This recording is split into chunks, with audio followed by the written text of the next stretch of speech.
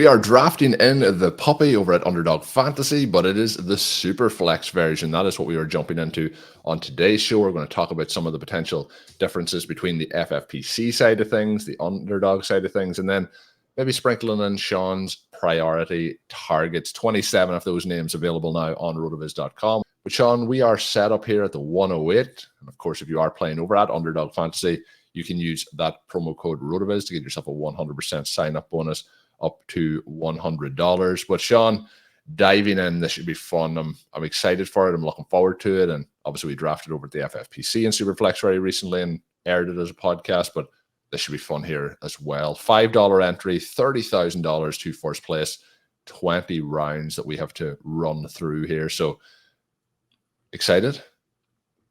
I am. I love these. I mean, Superflex Best Ball is my favorite. And one of the things I thought would be a lot of fun would be to compare and contrast some of the things that we talked about in Monday's show, where we're looking at how it works in the FFPC. The very first thing to consider here is that in the FFPC, we get very viable Superflex options from the other positions because of the full PPR scoring at running back and wide receiver, the 1.5 at tight end. We lose a lot of that value here in Underdog, and as a result, you also have slightly more expensive quarterback pricing. But Colm, I still love the zero QB-ish approach to this because you have the 20 roster spots. You can take the 5 QBs, not all of whom need to be early. And certainly if you take 5, you wouldn't want them all to be early. We get up here in the first round, CeeDee Lamb, Joe Burrow, Tyreek Hill, the guys who would be there by ADP. I do like this as a receiver selection to get that superstar in CeeDee Lamb. Do you have a different guy you want us to consider? I was going to make a joke and try and see could I startle you with 10 seconds left on the clock, but I don't think that's possible. So we'll go with the pick. Lamb was the way I wanted to go. So yeah, nothing really much more to add to that. I was trying to think of which player I could say, like, let's take 3 rounds ahead of ADP that you would have absolutely no interest in that would get a reaction, but I just couldn't make it work. Well, the other element that we want to consider here is that because this is a 2-2-1-1 format, so 2 running backs, 2 wide receivers, 1 flex and 1 super flex, it actually reduces the number of receivers you need to have by 1, and it increases the number of potential running backs by 1. Again, QB is often what you're going to want to have in the super flex spot, but I think that this makes Bijan Robinson and Breece Hall very compelling picks as we move through the second round here. I mean, one of the elements, people, Shawn, who did listen to the podcast obviously on Monday, where we talked about the hack for Superflex and basically kind of turned it into almost like a quarterback dead zone when we were talking through kind of the elements of it. But you look at the tier here at the start of round 1 where all those quarterbacks go, and rather than continuing to chase after that, similar to what we talked about in zero RB formats, that means that we're able to get the wide receiver 1 at pick 8 in this format. And I think what we talked about on that episode is what we'll probably implement throughout this if the draft falls our way. But both of those running backs, Shawn, are very interesting, and likely here at least one of them, if not both, will be available because we're 1 pick away. Both of them are in the queue. Obviously, ADP is 17 for Bijan, 19 for Breece Hall. How are you separating those guys heading into this season? I still would have the lean towards Hall, but what's your preference? Well, I think that Bijan probably ends up with a higher percentage of the workload. And in that situation in Atlanta with the dome and all of those types of things, I think you're going to get just so much scoring from the Falcons, maybe more goal line opportunities. For me, the approach here is to go ahead and take them by format.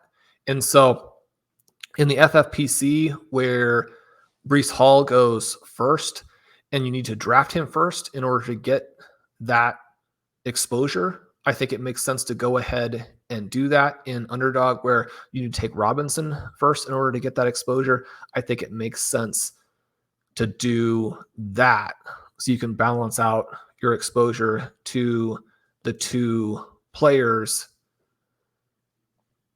How are you thinking through the way those guys work? I mean, the flip side of that, of course, it's very close. Like, it's kind of pretty much what you said there is like take them, which options are available at ADP when it works out. Like, ideally, you'd be getting some of both of those guys on your roster. If there's some of the other wide receiver names that went off just before that available, could come into consideration. But they are in an interesting spot, particularly in this format. The same as we did with the Superflex format at the FFPC, where we did Brees Hall in the first round. They're the kind of a little bit of lessening of the advantage at the wide receiver positions opens up to both of those. So I really like them in the Superflex format. And, they're basically the running back 1A and 1B. And like you mentioned, well, I do say that in terms of my targets, because unless you have those first few picks in the first round in pretty much any format, you're not getting Christian McCaffrey. So the ones that you're actively trying to make the decisions between generally would be Bijan and Brees, and I think they're right there, razor thin between the two of them. Yeah, and I should say, of course, that it depends on if both guys are available or not. One of the things that's nice about the two different formats is that depending on where you are draft slot wise, you can get them less expensively in the two formats. Also, my idea basically being that you want to go with the format that you're in, take the player that makes sense based on ADP and balancing your exposures.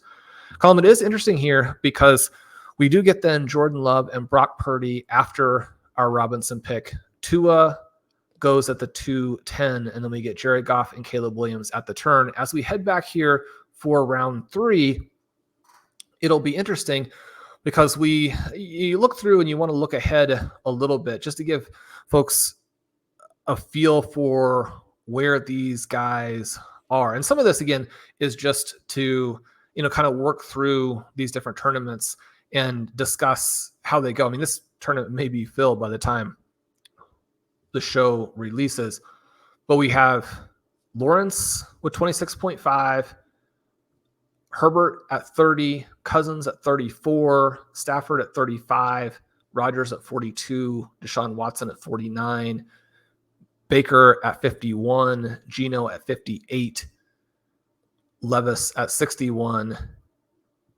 Those are going to be the next groups of QBs available. But again, as we discussed at the top, one of the things that you can do here is take a lot of the middle and late round QBs, because those guys still actually have a very real path to, because they touches, but a path to being the starter at key times of the year. Yeah, definitely. And we are up on the clock, Shawn. There's a lot of interesting names here. I think we're not looking at any of the at any of the quarterback names that are available here. You have Olave, Achane, Harrison, Drake London, all of those very, very interesting here. I think that I would probably be leaning towards Olave here, but I'm open to going with Achane if that's the direction you want to go with, as we talked about the lessening of the advantage at the wide receiver position. Is that how you want to play it? Yeah, I think it's a lot of fun to get that second big time running back in this format. You will run into a little bit more trouble in these drafts filling out that running back position.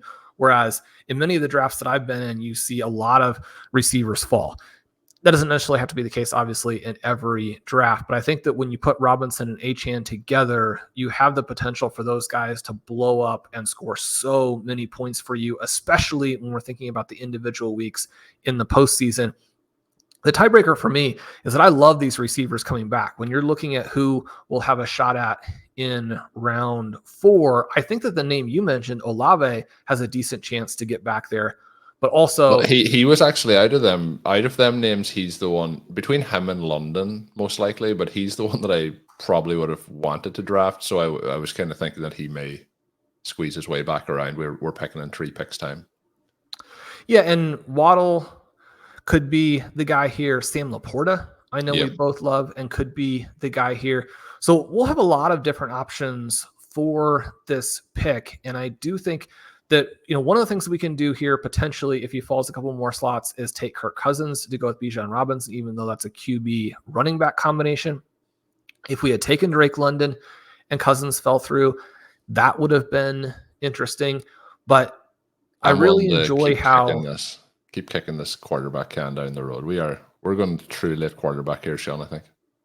Yeah, and one of the things, this draft may end up being a disaster, but I think you want to try some of these, especially in a puppy, a $5 entry, see how they work out for you.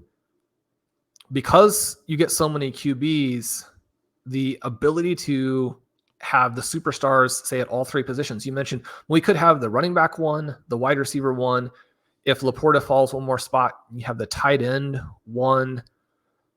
All of those different elements allow you to potentially hammer the group overall if your late QBs hit, right? It's a contingency-based play similar to using 0 RB in normal formats. Now, Colm, one of the things we have to kind of consider here is that Kirk Cousins has fallen a country mile. Bijan, let's take Sam Laporta. I'm not letting it tick down. I was waiting to see what was happening, and then Kirk Cousins got added to the queue before Sam Laporta got slid up ahead. But a great value, 12 picks after ADP for the draft or after us for Kirk Cousins. No, I'm pushing it on, Shawn. We're getting, you get the value there, but you also get the tight end one. We're building it out here, and we're going to build out those later quarterbacks as we move through. The interesting thing in this is, we've talked about trying to get 2 potentially elite tight ends, but in this format, they will slide back a little bit further. So it could be interesting to build out that team. The other part is we have obviously taken CeeDee Lamb, and he is the only wide receiver. There was some of the names available to us there that we could have potentially added in the likes of an Ayuk or a Nico Collins. Devontae Adams did go that 1 pick ahead. But Shawn, the 2 names that were really, at the wide receiver position of intrigue there for me that were 2 picks ahead and 3 picks ahead were Waddle and Olave, who did go off the board. So they were very intriguing. But I really do like this start of the 2 foundation running backs along with CeeDee Lamb and Sam Laporta. And the thing with the Kirk Cousins pick is obviously you get the discount. We could have took him at the Achan pick, for example. That would have been 2 picks after his ADP. But what we talked about on Monday as well is you want to have a way that you can, maneuver past the field that has the Jalen Hurts, Josh Allen, Patrick Mahomes picks at the, first, second, fourth picks in this draft. Lamar Jackson went at the 103.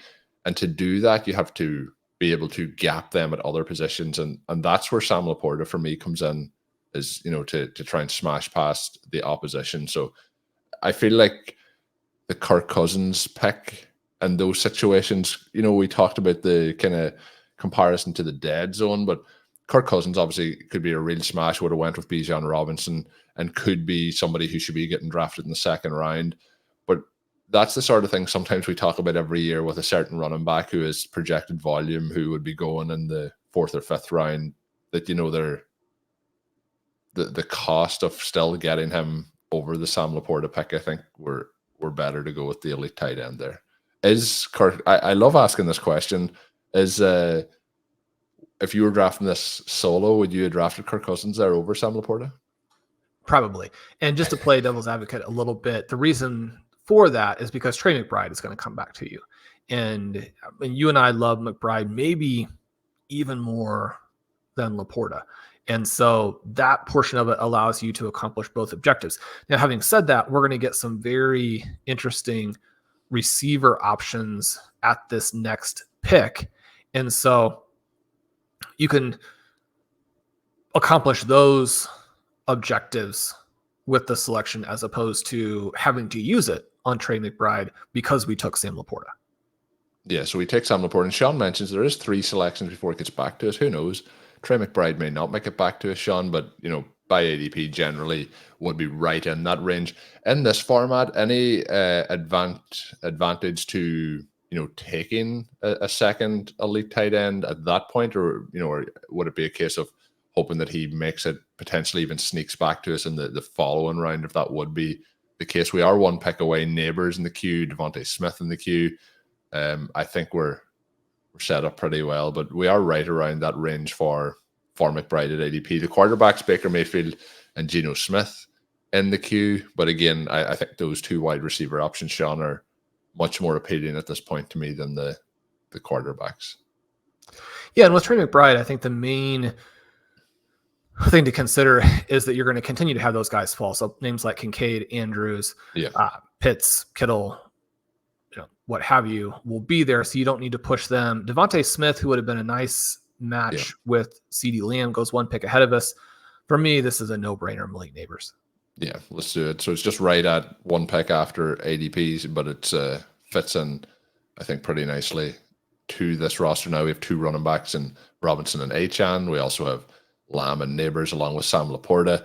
It's going to be interesting. I love when, maybe I push a decision and then we can do how it works out at the end of the draft. But Shawn is correct in this format. We will have other opportunities to bite at the tight end position. We're going to have, circling back through here at the wide receiver position too. The likes of Zay Flowers will be coming up here, would be a nice wide receiver addition. 7 picks until we get back to our selection as DK Metcalf goes off the board, Trey McBride, Dalton Kincaid, all in this zone. The other question I have for you, Shawn, is how much do you want to push out the quarterback position in this format? Obviously, I mentioned Mayfield and Geno Smith at this point would have no correlation with those players. But you have Derek Carr, Daniel Jones, and so on much later beyond this point. JJ McCarthy, Drake May, Bo Nix, who we tend to have as our safety net in all these drafts.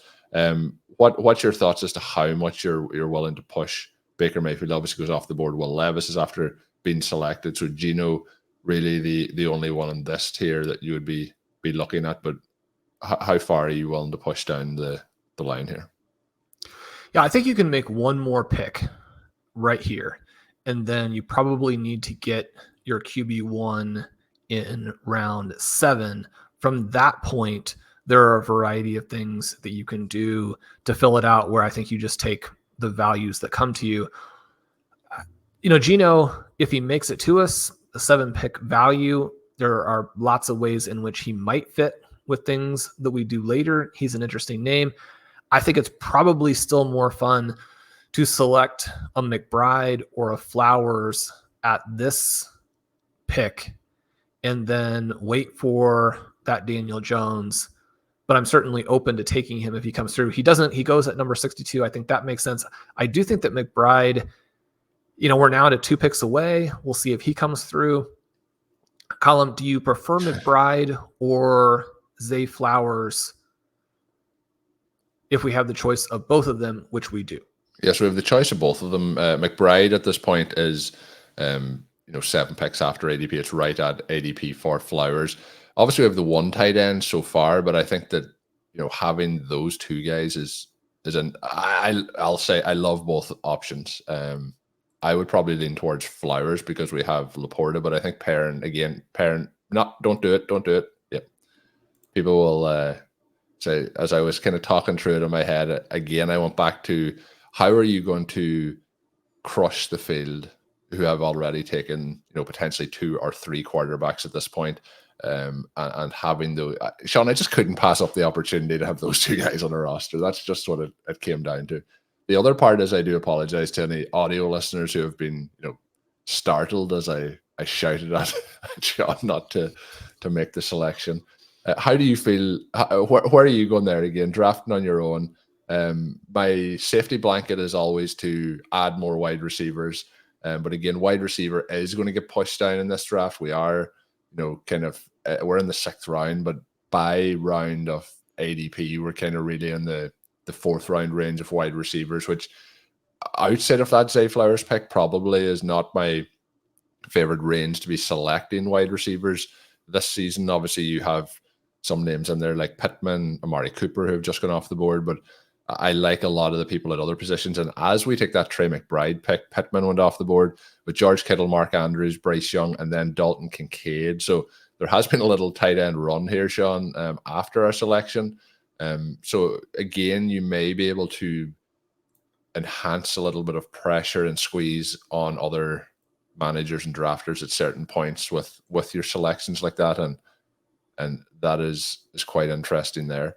How do you feel about having the tight end 1 and tight end 2 on this particular roster already? Along with as you said, the wide receiver 1 and the running back 1. I mean, you can't you can't pass on Trey McBride at a 6-pick value. And Flowers has not yet gone. If Flowers comes back here, I will be. Flowers went. He just went. That's okay. So he goes at 72. The thing again you're thinking through is how do you win the whole thing? And having the tight ends crush is a way to do it. Again, they're probably not super viable for the Superflex spot, but you still want to be easily the high scorer at tight end, and you'd love to be able to save a spot there, especially if you're going to take a lot on this roster, Shawn, they may be viable with the no quarterbacks. Well, again, in the weeks that they hit, right, you have that potential even with a position like tight end, but you have it. It's much more viable when you have superstars. There are going to be more weeks in which that comes through for you. When we have the 20 rounds here, one of the things you can do is throw in more of these, very high range of outcomes quarterbacks. But even with 20 picks, the way that you do that is that you save roster spots by having two of the top tight ends. Colm, Zay Flowers, Tank Dell, T. Higgins come off the board at that 6-7 turn. We are still staring at JJ McCarthy being available. Daniel Jones has an ADP right in line with our selection in this round. He's a name that I think in this format you have to kind of lean into, despite the very real concerns for him. Now, the very disappointing thing is that he does go there to a drafter who had CJ Stroud and Trevor Lawrence in rounds 1 and 3. He would have been a lot better fit for us with Malik Neighbors. So that part is a little bit disappointing. So we have the option in here. our humble opinion, they should have let us draft him in the interest of fairness. We are back on the clock, Shawn. Who's in the queue? Let us see. Well, we have JJ McCarthy, someone who has fallen through. I don't know that we need to take Bo Nix yet. I think Kenneth Walker is interesting here when you consider the value of the running back. I think Jaden Reed and Keenan Allen, compelling receiver selections. Yeah, I think McCarthy makes sense based on the, it's a 10-pick gap at ADP. And then I'm quite sure that one of these additional options is going to make its way back to us. In the queue, as Shawn mentioned, was Walker, Nix, who would be just ahead of ADP at our next selection, but you also have Jaden Reed and Keenan Allen as options in this area as well. So I think, adding any one of those 4 options to the roster would be interesting. And although Walker's gone. I was about to say Walker would be a great fit to add to our running backs, but again, I'm always looking at the roster and being like, we have only 2 wide receivers, Shawn. We own it. Like the 1 quarterback or 0 quarterback had not added the same effect to my nervous system as the only 2 wide receivers. So we will see who makes it back. We're 6 picks away, but this is a range too where the likes of Xavier Worthy could be in the follow-up round. Jordan Addison could be in that follow-up round. Addison now becoming a little bit more of a potential priority of those particular names based on having JJ McCarthy. But we are in a pretty good spot here, Shawn, as this draft is playing out for us. Pretty excited to see how it goes here. 3 picks away. Let's see how it goes. Keenan Allen has gone off the board. George Pickens before that. Calvin Ridley before that. Hollywood Brown has just gone off the board. So we're 1 pick away. And I feel like based on how things are set up here, Jaden Reed is probably our preferred pick, Shawn. Would you agree with that? Yes, with the possible caveat that, Nix is not going to make it back. And he's one of the things that you are sort of counting on when you do the 0 QB. But I'm certainly fine if you don't think that he's a priority here. There are continued QB options. Yeah, I think we'll push it again. Let's risk it. What do you think? Yeah, Bo Nix is a very controversial player. If you told me that he dropped 10 slots in the same way that JJ McCarthy did. Well, I'm kind of looking. I don't have the full board in front of us, and we won't be picking for 13 more picks, but we have numerous teams here who have multiple quarterbacks picking between our selections now and when it comes back. And a number of those teams at this point only have 1 wide receiver. So I could see a little bit of a less pushed quarterback group coming up here. But again, that's just me projecting, trying to put that positive juju out into the world to come back to us. But we have the team in 1 has 3 quarterbacks. Worthy does go off the board to the team drafting in the middle of the round here, and the spot 5. But we're the only one here so far through this entire draft with just the 1 quarterback, but quite a few teams having at least 2. Obviously, if we're the only team with 1, all the other teams have to do at least 2, but quite a few with 3 quarterbacks as well. I'm quite surprised to see Worthy go as high as he did to that Daniel Jones drafter, but obviously we're very bullish on him heading into this season, but obviously other people are too, and that's trying to judge draft rooms can be challenging, a bit like we talked about with the pick, with the tight end pick of Sam Laporta and Trey McBride would get back to us. Well, he came back to us and then we drafted him, so that's the advantage of taking Sam Laporta where we did, but it can be tricky to call with these rooms, a bit like, I would have thought Daniel Jones with a team that had already got 3 quarterbacks would have made it back to us. But yeah, let's put it out there that Bo Nix is going to sneak his way back into our all-rookie quarterback room here. And the other name who has an ADP much earlier than this, but has not gone, is Drake May. And, part of that is that the Patriots continue to sort of push the idea that they could wait a long time on him. I do think that, again, with the 20 selections, one of the things you can do is take both starters. We talked a little bit of that in the Listener League draft because Colm's Green Bay playoff beard selected both J.J. McCarthy and Sam Darnold. I was a little bit skeptical of that, but in terms of looking through some of the results in the Best Ball Win Rate Explorer and then thinking about just how inexpensive those guys are, if you're combining them for one player who scores a very reasonable number of points, again, it's such a nice path to getting the QB scoring and being able to have the superstars like we do in this team. You just don't get that in a different way. So Sam Darnold is someone we'll want to keep an eye on. I think one of the things that really hammered that home for me too, we tend to think about if you have 2 players from the same team and they have these contingent outcomes that you want to take one in one league and one in another, so you have it spread in terms of when they win for you. And yet the flip side of that is that if they're both inexpensive, there are paths for them to win together. And that was certainly the case a couple of years ago for Marcus Mariota and Desmond Ridder, even though the guys actually didn't score that many QB points. Again, when they do get QB points for you at the very cheap prices, you come out ahead. Colm, you were exactly right. Bo Nix How does a 10 pick ADP saving on Bo Nix feel? How does it sound? Sound okay? It feels good. It feels good. And you want to consider that this is something that can happen sometimes if you go with the 0 QB, in that you've unblocked the highway, basically, right? As opposed to out there protesting and locking up traffic, you've done the opposite. You've waited.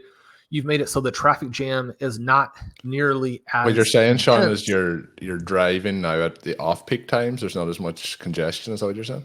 Exactly. So the one thing I would just say on that is this particular pick, and I think it's a good example of it, is same with drafting a 0 RB roster. You have to, when it feels like the time is you really have to do it now and pick the quarterback, you have to be willing sometimes to let that push through.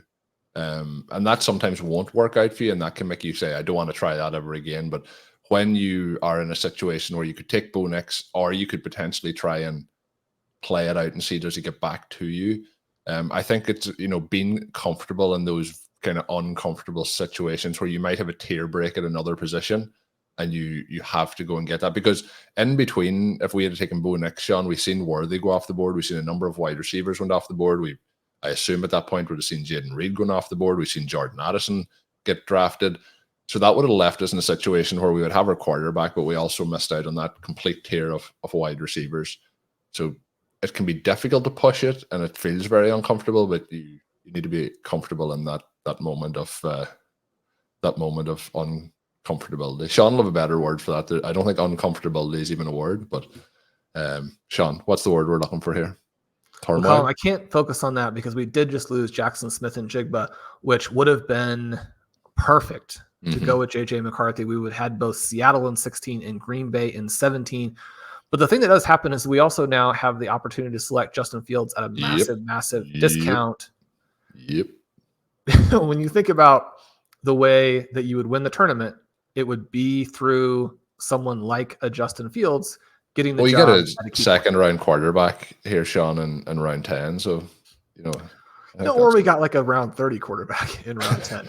But yeah, winning these tournaments is going to be based on a specific scenario, and we are playing one of those potential scenarios through this draft. Yeah, we certainly are. So I think getting the three options that we have, two rookies with at discounted prices, with the ADP we talked about as well, 7th round, 9th round, 10th round, and adding Justin Fields in, who, like you mentioned, it could be an absolute worthless play you're picking in round 10. It could end up it's a sunken pick. The other part is, like I joked about it, he legitimately, if he was the starter and Russell Wilson wasn't there, I think he's going in those first 2 to 3 rounds of this particular draft. So you're taking, similar to those zero RB conversations, a player who could move into being the starter, which would jump him up multiple rounds, and you're trying to add gasoline to this this fire to push this juggernaut to the championship, into the top prize at the end of it, which is $30,000. But that gives us 3 quarterbacks, Shawn. It gives us a roster which, while it isn't very correlated at the moment, it's given itself an opportunity with that inbuilt upside that when you get to week 7, week 8, week 9, and obviously then you get to the playoff weeks, this team, just could be full of players who should be going multiple rounds ahead of their current ADP. And again, a roster construction that is going to be quite unique, that people haven't paired these, 2 elite tight ends together with the late round quarterbacks, with 2 potentially elite running backs in this roster too. I think it's quite unique. Before you mention, if you want to mention anything about that, the one thing that I was looking at and kind of quite startled as the tight ends were going off the board in this draft, we had Kyle Pitts in round 7, which is perfectly fine. We had Jake Ferguson and Njoku Evan Ingram in round 8. And then in round 10, we had at 115 TJ Hawkinson going off the board. Shawn, Brock Bowers, last pick, 10-12 at a pick 120. Is that outrageous? It feels outrageous to me. Well, the Gardner Minshew drafter selected both Njoku and TJ Hawkinson. Again, that could very easily work out. It's probably not the way I would have done it myself. I think you have to take, if you over Hawkinson there, you have to make the selection of Bowers for a team like that. But I'm just talking in like a vacuum, separate to all that. I would say it's the biggest bargain of this draft so far. I'm too high on Brock Bowers and too biased to be really giving you a lot of commentary there. It would be a little bit unfair. I mean, I would have loved to have added him onto this team as the 3rd tight end if he had come back in round 11. He's going to score a ton of points. Or if the pro thesis hits on Bowers, he's going to score a ton of points. His upside is just much, much larger than people are considering there. Colm, Raheem Mostert goes 1 pick ahead of us. I do think this is back to a running back pick. We have nothing big in terms of a value here, but both Trey Benson and Javonte Williams, very interesting picks. Yeah, I think we go with do you want to go with Benson and see if Williams potentially comes back around to us? Obviously, the options that may come back around to us, Tyjae Spears is probably then a priority over Williams. I have the concern that Williams is just never getting back what he had previously, obviously, and we drafted a lot of him heading into last season, but I just feel like it may be a case that it has, unfortunately, injuries have caught up with him. What's your feeling on Williams heading into the year? Unfortunately, he goes and Spears goes in back-to-back picks after us, along with Brian Robinson and Blake Corum after that. So a running back run here. Let's see if Chase Bryant gets back to us, Shawn. Yeah, and the other option would be a Tyler Lockett, who is a good fit with JJ McCarthy. It's interesting because you and Ben are, I think, at pretty opposite poles on Javonte Williams. I think he would have been a fun pick because even though QB running back is not necessarily the thing you're looking to do in the same type of way as the receiver, the blow up scenario for Nix and Javonte have a lot of overlap in that you get a lot of those dump off passes to him. The other back that for me seems like the guy who could end up doing that is Blake Watson. He's somebody who, will frequently go undrafted. So he's a name for us to keep in mind for round 20. Tyler Lockett does go one pick ahead of us. That would have been a pretty big ADP value. It would have been a good fit, but it does allow us to get Chase Brown here, which is, again, opposite Bo Nix in week 17. Colm, as opposed to Jamar Chase and T. Higgins tearing the roof off and forcing the Broncos into a shootout, how about we get 2 70-yard touchdown runs from Chase Brown? We saw how that would happen last year when he scored the long touchdown, looked shot out of a cannon. I do believe that touchdown recorded one of the fastest on-field times of the entire 2023 season. I love having Chase Brown on this roster. Yeah, I love having him on the roster. The other thing with that highlight, Shawn, is that was the highlight, it felt like, of the entire Chase Brown season. But yeah, a lot less, as we go back to our highway analogy, a lot less, things for him to bypass or overtake this season to, have a significant role in that offense. So we get him added in, we get Trey Benson, out of those guys, there was the 4 names in Williams and Spears as well. All 4 of those are interesting. I guess it might just be me, Shawn, being a little bit spooked on the Williams side of things. Would have fit it with Bo Nix.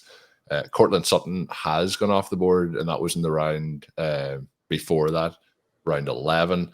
But I think that we're going to have multiple other opportunities here to look at some of Bo Nix's pass catching weapons as the draft moves forward. So we are set up pretty well here as we have, 7 more selections to go as we enter into round 13.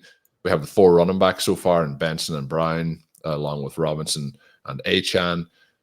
Wide receiver may be the place where we're talking about some weaknesses. The quarterbacks, obviously, that we talked about coming in late, and then we have the 2 elite tight ends. But the other part of that, Shawn, is, the likes of Bo Nix, who we're talking about now, and the potential opportunity to add some of his receivers into this lineup. We can start to fill out that wide receiver room, but that is certainly an area that we are a little bit challenged, I guess. And the other part I would say to that is, like, going back now to the Jaden Reed selection, that when we took that, we would be obviously even more challenged at wide receiver if we had skipped over that particular point in round 8. So how are you feeling as we're set up here with this overall roster construction so far through 12 rounds? I really like it. I didn't think that we were going to have the opportunity to take those 3 QBs that we did. I like having all of that upside at running back. Certainly you get a couple of scores from one of these backs, and that player fits into the super flex spot. I love having the 2 elite tight ends. I'm not that concerned about receiver in this style of draft, in part because I do think that they tend to fall, or they're going to be individual guys who will fall a long way and give us some opportunities there. Now, one of the names that I had hoped would fall a bit and get to us was Jerry Jeudy. He would have been a good fit. He does go off the board at 13-2. Colm, I've got the board up showing. You can see that we also had a tight end run after our last pick. Freiermuth, Komet, and Dalton Schultz all go. We've now gone through a stretch where Nick Chubb went, but the other 6 selections were receivers. None of those names are that interesting to me other than the aforementioned Jeudy.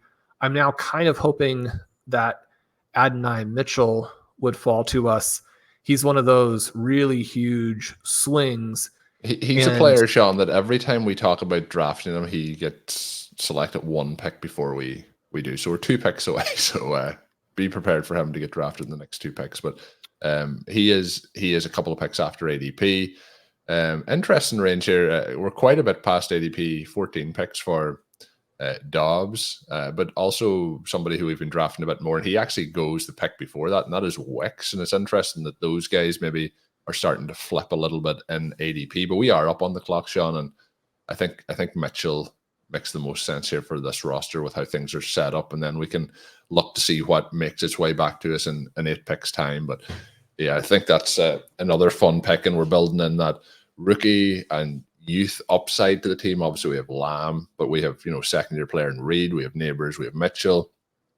We also have the young tight ends along with this running back room. So yeah, I think everything's going pretty well to plan. There's a couple of players obviously that have gone before they've got back to us, and we kind of would have liked to get them, but I think all things considered, we're on a pretty straight run here at the moment. Let's hope it continues like that throughout the rest of the draft. Pearsall goes after that, then Dobbs, and 5 picks for us to come up.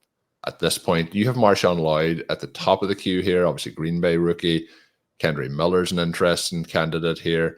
Any other wide receivers of interest, or are you looking kind of pretty clearly here at the running back position coming up as Lloyd did go off the board?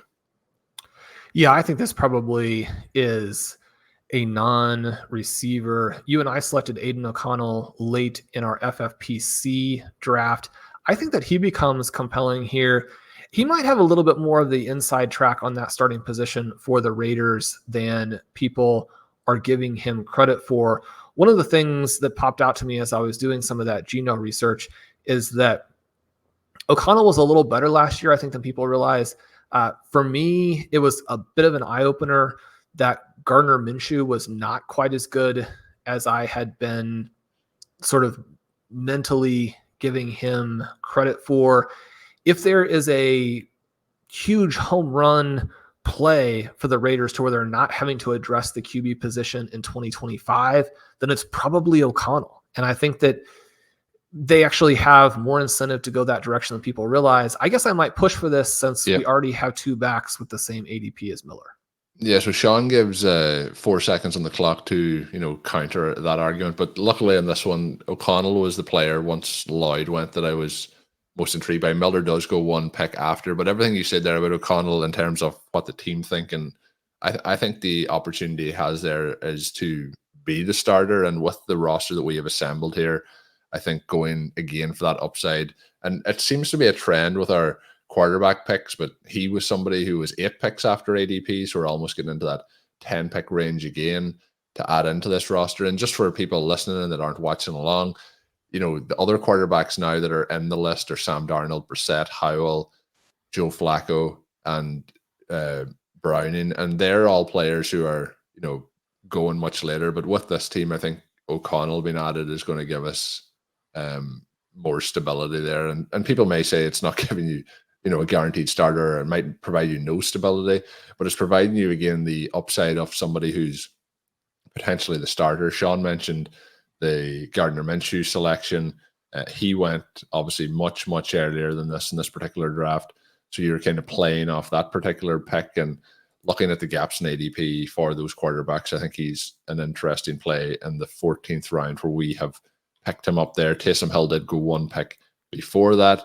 And there is, Shawn, a number of intriguing running back options that are going to be available later. So even if Lloyd had been available at that pick, I think the O'Connell selection would be challenging to pass up, because when we look around the rest of the quarterback options that are going to be available, I think he is, a step above the rest of the names. Now, it is disappointing as we say that. Troy Franklin, who would have been one of our targets for the Denver receivers, he does go at the 15:01. So we will miss out on him in this particular draft. But we have drafted Franklin quite a bit along with Bo Nix over the course of the summer months here. Who are some of your priority options that, with 6 picks to go, that might make it back to us here as we move forward?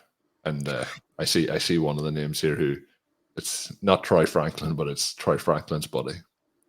Yeah, it was a little bit of a surprise maybe that Franklin would go at that spot, because I was almost thinking that Jermaine Burton, the Bengals rookie, might be an interesting pick kind of off of that week 17 game on the opposite side first, and then come back with the Broncos. And so we have pick 176 and 185.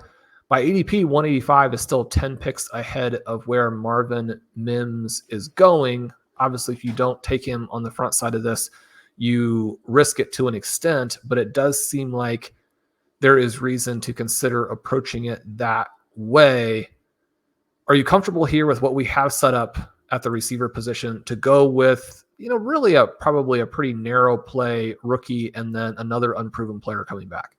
Yeah, I think of the players that are available, it's the best options, and I think we're adding in those rookies. Obviously, if you could have a veteran superstar at this point, you would draft them, but they are not available in the 15th round, Shawn, as we know. It is a little bit of a narrow window, and again, this is where trying to be comfortable in those situations where you've missed out on multiple of the potential stacking options with Bo Nix, who we have drafted, trying to be comfortable and picking up somebody who was, at that ADP off Burton at 176, and then hoping that you get him back. You would still be around ahead of ADP by taking Marvin Mims at that spot, but sometimes when you're looking to build those team stacks, if you miss out on a player like we did with Franklin, we don't have Cortland Sutton, obviously, and we passed on Javonte Williams. It can make, again, a little bit quick to put your finger down to make that selection, but we would still be taking them 10 picks ahead of ADP. So I think if this plays out, Shawn, I think it's the smart play. I think if we hadn't the running backs that we had, there's a number of interesting running backs here, Bucky Irvine, Kimani Vidal. And if we missed out on all of those options, which we won't because there's only 3 picks to go, Wan'Dale Robinson would come into play, who obviously if we had Daniel Jones in this roster would be more of a priority in this situation. But yeah, I think we'll let it play out here. Vidal does go. Any other player you want to pitch for over Mims? I think Mims is the one I would go for based on what we've constructed on this roster so far.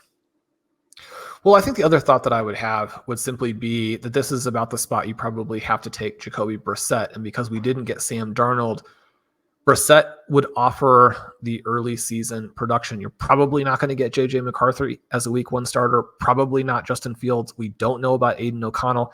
And we're pretty comfortable at this point with the idea that Bo Nix will be, and yet that could be misleading as well. There are still enough names here that I like that taking Jacoby Brissett to make sure we get early season production might be my lean. My lean would be for Marvin Mims, unless you strongly want to go for Brissett. Okay, so we'll go ahead and take Mims.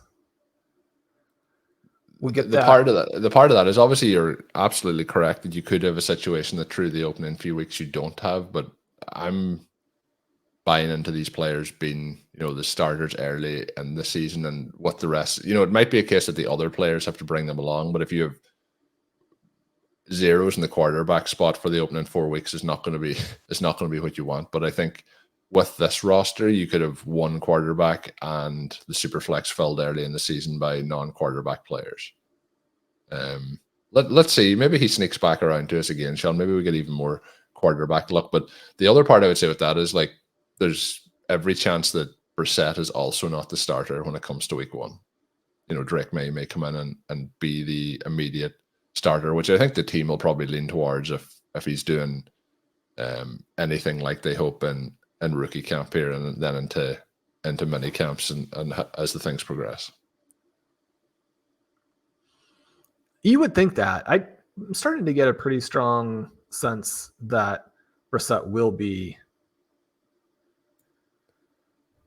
the week 1 starter. And he's good, right? And so I like that part of it. I do wish that we had also drafted him onto our FFPC team last weekend. But getting Mims there, I do think that there is an excellent chance that Mims is the wide receiver 1 for the Denver Broncos. Also, there's a good chance he's the wide receiver 4. But when we're thinking through how this team wins, it's Bo Nix having a guy who emerges for him as maybe not even a star, but a well above average player. Mims is the guy, especially with Troy Franklin already gone, who potentially checks that box. I did have Cortland Sutton in the queue early. he did go before we had a realistic shot at him. So we've been kind of looking at the different ways to play Denver, and Mims was the one that we were actually given. Yeah, I think we'll see what happens, and if Brissett did go to the draft round one, so that conversation can't happen now. But I think with the way we have built this out, a wide receiver was the bigger need at that point than the quarterback. But again, early season points will be the determining factor if that was a truly terrible decision on my behalf or not. Yeah, and it only cost $5 to find out. So another one of the fun elements of the puppy. I think one of the reasons why I was pretty interested in Brissett there is just that, I mean, this team looks to me like a top 10 type of team. I'd hate to end up, a handful of points back simply because we still didn't adequately address the QB position when we were given Brissett in a spot that made a lot of sense. The part that's too bad is that as we come back around to this round, I don't know that there's really anybody that we have a ton of interest in. Where we are right now for the listeners, 4 QBs, 4 running backs, 6 wide receivers, 2 tight ends. It's a roster that's very well balanced. We have 4 picks remaining. We can go any direction that we want. Colm, as we're looking at names like J.K. Dobbins and Khalil Herbert, Roschon Johnson at the running back position, does anything jump out to you there? Well, I would mention J.K. Dobbins, but I'm afraid that might bring up, memories from, previous seasons, Shawn, of unfortunate J.K. Dobbins injuries. How are you feeling as the news comes out and the recovery continues? How are you feeling about, he just got drafted, his potential chance to, eventually be the starter there in LA? But before we do that, the wide receiver option here would be Wendell Robinson. The running back option, I think I would probably lean towards, is Roschon Johnson. And then we do have the option here if we wanted to go with Sam Howell, but I think that these other 3 quarterbacks we have in the queue can be pushed through the following round as well. So what I pushed the last pick, you can push this pick. Yeah, so we'll add Roschon there. He's a fun little pick with some of the names that we already have on this team. And even though I do think it'll be Swift, and I'm concerned about the fact that Khalil Herbert also is an excellent player, he has one spot before where we take Roschon, second-year breakout, right? I mean, he could be that guy. I don't think that there's really a path for him being the Kyron Williams this year, but as a 0 running back selection, Johnson is someone who was probably too trendy last year, and then those guys who are really trendy, when they don't pan out quickly, then people can give up on them. They feel burned. I think year 2 is the prime chance to take a swing at that type of profile. So we are 5 picks away, Shawn. Since our pick, it's been likely Garendo and Wendell Robinson, Demarcus Robinson then after that. So the Robinsons going back-to-back, Devontae Foreman. Damian Pierce, who we had in the queue when we made that last pick, is still not selected. He would be potentially interesting here at another round discount at ADP. Then the quarterbacks that I mentioned, Sam Howell, he would be somebody who may not make it back in that next round to us if we wanted to make that selection to add another quarterback. Again, it's not giving you any additional early points, but I feel again like I would kind of risk it and try and push it around to the following round, probably take Pierce at this point or Devontae Walker at wide receiver. The other thing, Shawn, is when we get back at that next pick, I know Will Shipley is going to be in the mix. So what's your thoughts here at this particular point as to what way you want to go? I've made a few picks there. I'll let you make this one. Yeah, so I think we want to go with another running back, another wide receiver, and another quarterback probably. And by ADP, Pierce is the player who makes the most sense. He gives us some good bye week balance at that position. As you mentioned, he's a little bit of an ADP value that, not as relevant at this juncture of the draft, but you still, don't hate to see Every that part helps. of it. And when you're thinking through, if, who's more likely to come back between him and Devontae Walker, it probably isn't Damian Pierce. Howell and Walker are the two names I would love to see at the end here, but Jake Browning, Joe Flacco, also interesting. We're playing this Cincinnati Denver week 17 game. That doesn't mean you need to get the quarterbacks on both sides of it, but Browning's someone who did flourish when Burrow was out last season, and Joe Burrow has had trouble staying healthy through the early portion of his NFL career. Yeah, unfortunately that is true. Yeah, I'm again, it's been the theme, Shawn. I'm probably most likely to go with Walker if he gets back here, but I do think Howell would be the quarterback that out of this group that you mentioned Brissett. I think although Howell isn't the starter, he's the one that I would probably go for out of that particular group. Even from that point, he's the name that I was intrigued by. Again, I think that Gino's the clear starter there. I think it might be a case that, a year down the line that we start to see Howell, but we have talked recently about the, quarterback injuries over the last couple of seasons, particularly in 2023. And although, again, you're not trying to, want things like that to happen, when you are planning out teams like this, and, we talk about zero RB, and this is pretty much a zero QB roster, you have to factor in the potential of people winning starting jobs through a variety of means, whether that's through injury or through just performance related situations. We're hoping Aidan O'Connell will be performance related. Who knows? Sam Howell might, be so good that that's the case, or maybe Gino's so bad that he ends up getting, benched, for example. But in this situation, I would like to see Walker make it back to us. But again, 2 options, 8 picks to go. We'll see who makes it back. But really, really happy with how the roster is kind of starting to take full picture here with 2 picks left to go. But feels like most likely a wide receiver and a quarterback here to finish things out. I do think that Mike Gesicki playing with the Bengals and having a third different bye is a possibility if we don't like the other options. And if he comes back around, he's one of the top names by ADP here, so he might go. I love the way you described the Sam Howell situation. The other little note there is that Gino has taken a lot of sacks the last couple of years, probably going to face a lot of pressure again this season. Those hits in the pocket can be very tough in terms of QB injuries. All joking aside, and that, Shawn, Sam Howell has also taken a lot of sacks. Sam Howell takes sacks, yeah. So that would be more relevant if he were the starter and you were getting Gino coming through at this point. One of the things you had mentioned is Sam Howell takes a lot of sacks. You might consider Gino here because of the injury risk to the starter. Yeah, same talking point. But both those guys take a lot of sacks.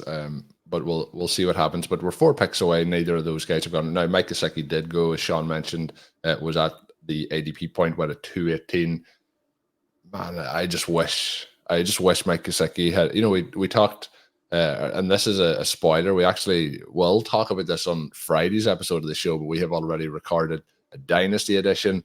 Talked a little bit of Evan Ingram and how he's kind of had his 2 best career years in the last 2 seasons.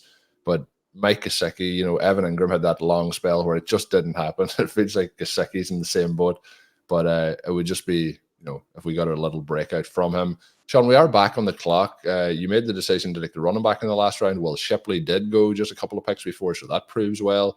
We do have Walker and Howell lined up here. Interesting, looking at the other teams. Every other team has 3 quarterbacks. One has 4 as we work ourselves around the turn. Sam Howell, though, is half a round discounted ADP at the moment here. The same with Walker. Which way do you want to play it? Well, I think you had said that you were good with Devontae Walker first. Yes. I was checking. I do think that there's a pretty decent chance that the Geno Smith drafter in 11 takes Howell. So I guess I don't expect him to come back around. But with both Flacco and Browning available in round 20, I wanted to make sure we got our priority target at wide receiver. Yes, we'll see here. This is the drafter now selecting, 15 seconds to go. He has 4 quarterbacks, takes Rondale Moore. Interesting, the drafter here in the 12 slot has only one tight end so far. They have 3 quarterbacks, 7 running backs, 7 wide receivers, 1 tight end. So who knows, Shawn, Greg Dulcich is available here. Maybe that's the way that he goes. We could add Greg Dulcich into this roster to get that Bo Nix stack. We didn't get him in the Superflex draft last time around. I just love bringing up his name at every opportunity.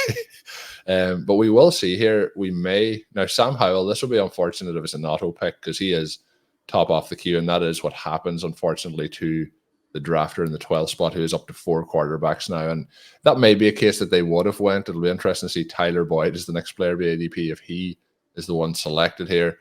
So we do miss out on Howell, who may have snuck through the drafter in the 11th spot that you mentioned had passed on him once. He may have passed on him twice. But how are you feeling here with the names in the queue? We have DJ Chark, we have Jalen Hyatt, but we do have Joe Flacco and we have Browning. Out of those names, the 2 quarterbacks, I would lean towards Flacco. That's very unfortunate, Shawn, with the drafter in 12, back-to-back auto picks with Boyd then going as the next selection. So who knows what history will say. We may have got Sam Howell to sneak back through, but I think Joe Flacco would be a fine pick to add to this roster for some of the same reasons that I mentioned with Howell, in terms of Anthony Richardson coming back off an injury, got injured early last season. Again, we hope that he stays healthy all year, but Joe Flacco coming in could be somebody who adds some value with what he did at the end of this season.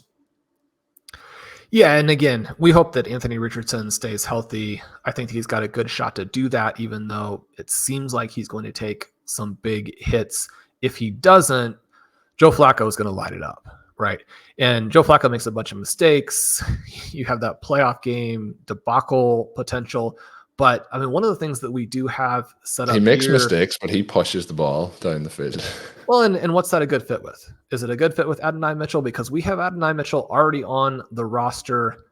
I love Joe Flacco in round 20. So you went for the Joe Flacco Mitchell stack. I was going to try one more time to see if we could get the Bo Nix Greg Dulcich stack, but unfortunately we couldn't get that. We have the 2 elite tight ends. We could have added a 3rd elite tight end in the 20th round, but Shawn passed that up for the Flacco to Mitchell stack. And who knows, maybe things go so well this season for the Colts that they have that bye already for the playoffs sewing up, and they rest their starter and they let Joe Flacco start that week 17 game. Shawn along, those deep passes to Mitchell in week 17 with a rested Richardson could be the key here for this roster.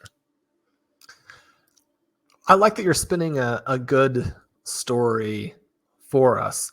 Colm, as the final picks go off, we do get a Bo Melton signing. That's kind of fun. Odell Beckham. Drew Lock goes to the Daniel Jones drafter. So that team has CJ Stroud and Trevor Lawrence in 1 and 3, and then Daniel Jones as their 3rd QB with him handcuffed. DJ Chark, a name that I do enjoy at the tail end of drafts.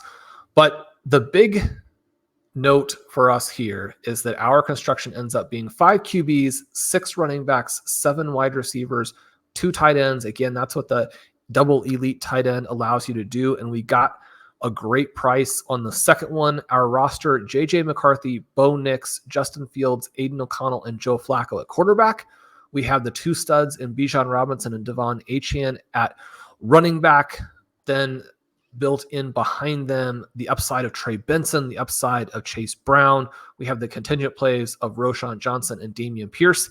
At receiver, we have the very top guy on the planet in CeeDee Lamb. Then you have Malik Neighbors, Jaden Reed, Adonai Mitchell, Jermaine Burton, Marvin Mims, and Devontae Walker. A lot of vertical ability in the second half of the draft for us there. I'm going to be dreaming tonight about Mitchell, Burton, and Walker getting behind the defense.